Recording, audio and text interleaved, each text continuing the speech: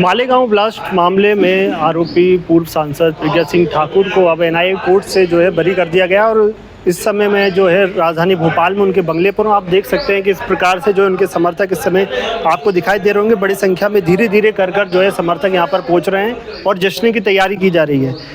सवाल ये है कि इतने सालों तक ये मामला चला, कहीं ना कहीं न्याय मिलने में जो देरी हो गई, तो एक प्रकार से ये न्याय कहीं एक न्याय तो नहीं है। इन्हीं सवालों के साथ मैं उनके समर्थकों से जो है बात करने की कोशिश करूंगा और जानूंगा कि वो किस तरह से सोचते हैं। क्या नाम है आपका? मैं भगवत रघुवंशी हूँ। आज जो मालेगांव ब्लास्ट मामले में जो फैसला आया उसे आप किस तरह से देखते हैं? देखो, ये सत्य की जीत हुई है। दीदी निर्दोष साबित हुई क्योंकि कुछ था ही नहीं, इसलिए आज न्यायालय का आज हम सम्मान करते हैं। उन्होंने सत्य की जो जीत होनी थी वो आज हो गई। सारे कार्यकर्ता खुश हैं। इतने साल लग गए न्याय मिलने में, तो आपको लगता नहीं कि भारतीय न्याय व्यवस्था या जांच एजेंसी में सुधार की जरूरत है? एक साथ भी को इतने सालों तक जेल में रहना पड़ा। अब इस मामले में तो हम कुछ नहीं कह सकते क्योंकि केस बड़ा था, काफी उलझा दिया था उसको, इसलिए। लेकिन जो सत्यता थी वो सत्य आज सामने आ गया, सबके सामने आ गया, भारत की जनता के सामने आ गया, देश के सामने आ गया, दुनिया के सामने आ गया और हम लोगों के सब कार्यकर्ताओं के सामने आ गया क्योंकि दीदी निर्दोष थे। हमारे साथ कुछ और भी लोग हैं सर।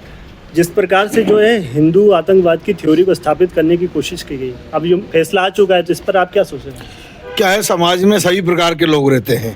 जो कुछ लोग थे विधर्मी टाइप के, उन्होंने उसको हिंदू आतंकवादी घोषित करने का प्रयास किया और उनका एक ही प्रयास था, किसी तरह से हिंदुओं पे जो अभी तक इस प्रकार के आरोप नहीं लगे हैं वो इस मुद्दे को बना के वो आरोप साबित करना चाहते थे।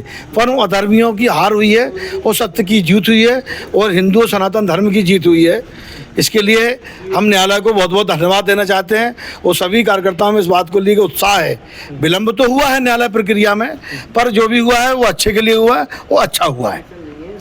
सर, आप क्या सोच रहे हैं कि जिस प्रकार से कांग्रेस नेताओं द्वारा या विपक्ष के अन्य नेताओं द्वारा हमेशा ये आरोप लगाया गया है कि हिंदू आतंकवाद या भगवा आतंकवाद की जब से मतलब इस मामले में साध्वी जी को आरोपी बनाया गया था, अब इस पर विराम लग गया, लेकिन आप चाहेंगे कि वो जिन लोगों ने जो आरोप लगाए तो वो माफ़ी मांगे? देखिए, सबसे पहले तो मैं ये बताऊंगा आपको कि हिंदू आतंकवाद है ही नहीं, वो कभी भी इस श्रेणी में नहीं आता है। आगे इसकी आतंकवाद का कोई जाति धर्म नहीं होता है, ठीक है ना। और दीदी को जो जिस तरीके से फंसाया गया, निश्चित तौर पर ये एक साजिश थी और हिंदू को बदनाम करना, क्योंकि दीदी सनातन धर्म और हिंदुओं के लिए काम करती थी, उनको फंसाया गया। इसी तरीके से जो ये तरीके से आज इतना समय जो व्यतीत हुआ है, दीदी ने प्रतापित हुई हैं, परेशान हुई, आज शरीर आप उनका देख रहे हैं किस तरीके से लाचार हुई हैं। तो निश्चित तौर पर इसमें कहीं ना कहीं जो है विपक्षी जो विधर्मी लोग हैं उन्होंने ही इसको साजिश और दीदी को फंसाया था। अब क्योंकि बरी हो चुकी है पूरे मामले से, तो आप चाहेंगे दोबारा लोकसभा भोपाल से उन्हें मौका दे पार्टी? बिल्कुल मिलना चाहिए, क्योंकि उन्होंने इस देश के लिए त्याग दिया है, पूरा जीवन बर्बाद किया है, राष्ट्र के लिए काम किया है और हमेशा करती रही हैं। अभी भी वो जैसे भी थी वो करती रहीं।